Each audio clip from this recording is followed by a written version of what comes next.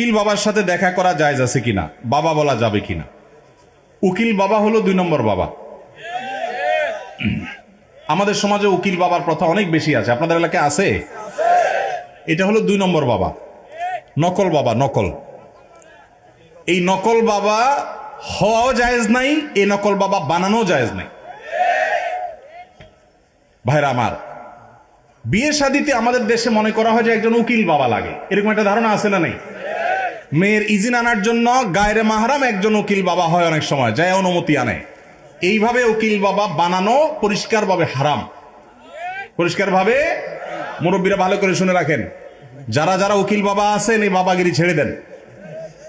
বাংলাদেশে বাবার কোনো শেষ নাই। খাজা বাবা, উকিল বাবা, ন্যাংটা বাবা, কত বাবা আছে।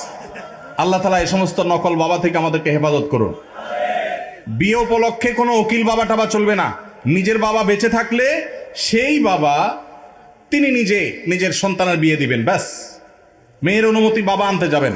জাজ্জল্যমান বাবা উপস্থিত, আগাগোড়া 5 হাতি বাবা আছে। এরপরও দেখা যায় আরেকজন উকিল বাবা সেজে সেখানে নাটক করতে যায় অনুমতি আনার জন্য। এই নাটক করা জায়েজ নাই, পরিষ্কারভাবে হারাম, পর্দাহীনতার কারণে।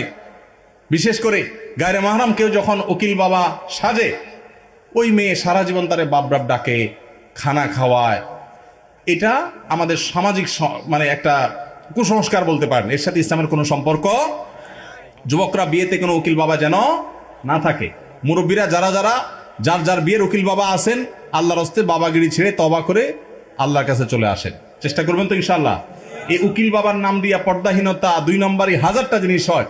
নিজের বাবারই খবর নাই, কিসের আবার উকিল বাবা? হ্যাঁ, উকিল বাবার লগে বললো ভাগছে কোন মেয়ে। আল্লাহ মাফ করুক আমাদেরকে। ওই যে বেশরীয়তি কাজ করলে তো একটা না একটা অঘটন ঘটবেই। এই জন্য এই সমস্ত অন্যায় কাজ করা যাবে না।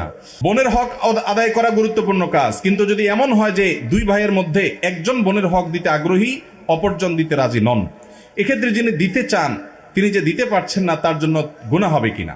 ভাইরা আমার, এই প্রশ্ন অনেকের।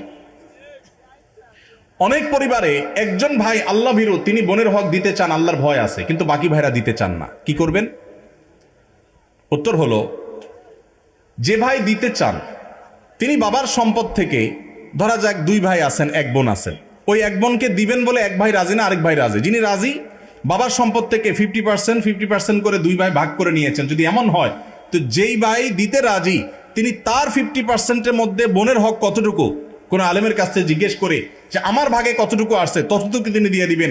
অপর ভাই যে তার ভাগের অংশটা দেন নাই, এর জন্য তিনি আল্লাহর কাছে বুঝবেন। এখন যদি আপনি মনে করেন 1 ভাই যদি দিতে চাচ্ছেন, আমি কি করব? আপনার করার আছে, আপনার অংশ থেকে আপনি আপনার টুকু দিয়ে দিবেন, ইনশাআল্লাহ আল্লাহর কাছে আপনি দায়মুক্ত হয়ে যাবেন।